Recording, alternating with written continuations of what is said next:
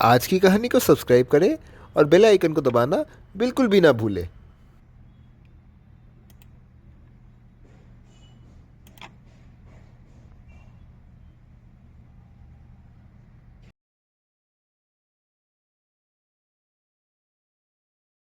समुद्र पार एक शहर हुआ करता था। यहाँ पर 3 भाई रहते थे। लियो, जैक और क्लेरेंस मजदूरी करके अपना जीवन गुजारते थे। वे एक दिन मजदूरी करके वापस घर को लौट रहे थे। उनके पिता भी उनके संग रहते थे। वे सभी अपने पिता संग भोजन करने बैठते हैं। वे सभी भाई जीवन में कोई और कार्य करने की सोचते हैं। वे सभी भाई अपने घर को पहुंचते हैं और पिताजी से अपनी बात साझा करते हैं। सभी भाई अपने पिताजी को अपने कामकाज से अवसर लेने को कहते हैं। उनके पिता बहुत बूढ़े हो गए थे। वे सभी भाई स्वयं कमाई करके अपना परिवार चलाना चाहते थे। कई दिन बीतते हैं। वे तीनों भाई कार्य खोजने के लिए निकल पड़ते हैं। लियो कारखाने की ओर जाता है। वह कारखाने में जाकर बढ़ई के तौर पर कार्य करने लगता है। कुछ दिनों के बाद वह एक सफल बढ़ई बन जाता है। वह अपने मालिक के कारखाने की छत भी मरम्मत करता है। उसके मालिक उपहार के तौर पर एक बक्सा देता है। वह बक्सा एक जादुई मेज था। वह कहता है, जादुई बक्सा पलट जाओ। ये कहते ही वह मेज एक पकवान से भरा मेज बन जाता है। वह अपने मालिक को धन्यवाद कहता है और बक्सा लेकर चला जाता है। वह घर को जाता है और रास्ते में एक सराय पर ठहरता है। वह सराय पर भोजन करता है।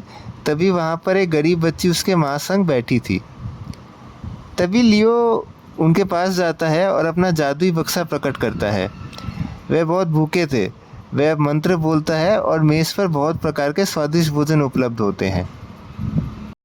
वे दोनों भोजन पाकर बहुत प्रसन्न होते हैं। सराय का मालिक उस घटना को पूरा देखता है और लियो से उस बक्से को छीनने की सोचता है। लियो रात्रि को सराय पर विश्राम करता है। तभी वह मालिक उसके कमरे में आता है और चुपके से उस जादुई बक्से को उठाकर सामान्य बक्से को निकट लाकर रख देता है। अगले सवेरे को जब लियो जागता है, वह अपने घर को पहुंचता है और अपने पिता को उस मेज से जादू करके दिखाता है। वह मंत्र बोलता है परंतु बक्से पर कोई प्रभाव नहीं पड़ता है। वह आश्चर्य हो जाता है और उस सराय को याद करता है जिस पर वह ठहरा था।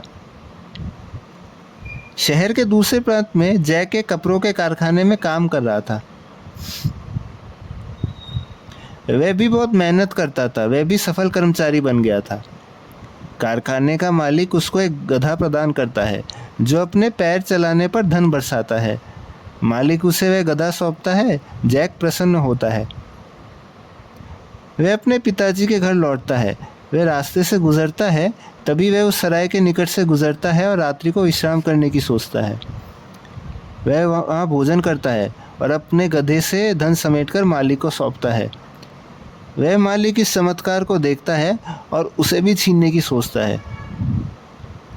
जैक रात को सो रहा था और वह मालिक उस गधे को वहाँ से हटाकर दूसरे गधे से बदल देता है। वह अपने पिता को उस जादुई गधे की झलक दिखाना चाहता था, परंतु वह गधा कोई धन नहीं बरसाता है। यह देखकर जैक मायूस हो जाता है और उस सराय को याद करता है जहाँ पर वह ठहरा था। तभी उसका दूसरा भाई लियो अपने बक्से की खो जाने की बात बताता है। उसका एक तीसरा भाई था जो कि शहर पर संगीत बजाने का काम करता था। वह बाजा बजाकर मधुर संगीत बजाया करता था। वह भी अच्छा कमाता था। वह मालकिन उसे एक जादुई वायलिन देती है। उस वायलिन को वह मंत्र सुनाती है, वायलिन गाना बजाओ। वह बाजा संगीत बजाने लगता है। जैक और लियो उससे बातचीत करते हैं और उस सराय के बारे में बताते हैं। क्लेरेंस उस सराय को जाता है। क्लेरेंस ये सब जानकर उस सराय पर जाकर भोजन करने जाता है। वह जानता था कि कैसे अपने भाइयों के प्राप्त किए सामान को वापस पाया जाए। वह उस सराय पर एक दूसरे साथी के साथ बैठकर भोजन करता है। तब वह साथी को अपने जीवन की यात्राओं के बारे में बताता है। वह बताता है, मैंने इस यात्रा पर बहुत सारी अनोखी एवं अद्भुत चीज़ें देखी, जैसे जादुई मेज़, जादुई गधा आदि। वह ये सब उस सराय के मालिक के ध्यान को आकर्षित करने के लिए कहता है। क्लेरेंस कहता है, मेरे पास जादुई बाजा है जिसे बजाया भी जा सकता है। मालिक तभी उसको लेने के बारे में सोचता है। क्लेरेंस रात को सो रहा था, तभी वह मालिक उसके पास आता है और उसके निकट रखे वायलिन को उठाने जाता है।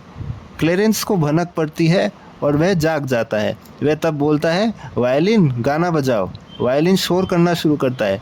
वह मालिक परेशान होता है और बाजे बजाने को मना करता है। क्लेरेंस तभी मालिक को कहता है, फ़ौरन वह जादुई मेज़ और गधा मुझे लौटा दो, यह बाजा शांत हो जाएगा। वह फ़ौरन वे दोनों चीज़ें सौंपता है और क्लेरेंस अगले सवेरे को जादुई गधा और बक्सा लेकर अपने घर को लौटता है। लियो और जैक प्रसन्न होते हैं। वे अपना जादुई गधा और जादुई मेज़ पाकर प्रसन्न होते हैं। वे तीनों भाई अपने पिता संग उस जादुई मेज़ पर भोजन का लुत्फ़ उठाते हैं। जैक उस गधे से धन इकट्ठा करके अपने पिता को देता है। क्लेरेंस सुर बजाकर कार्यक्रम में अच्छा नाम हासिल करता है। वे तीनों भाई अपने पिता संग वह परिवार खुशहाली से रहने लगता है। अगर आपको आज की कहानी पसंद आई हो तो कहानी को लाइक करें, इसको शेयर करें और चैनल को सब्सक्राइब करें। नमस्कार।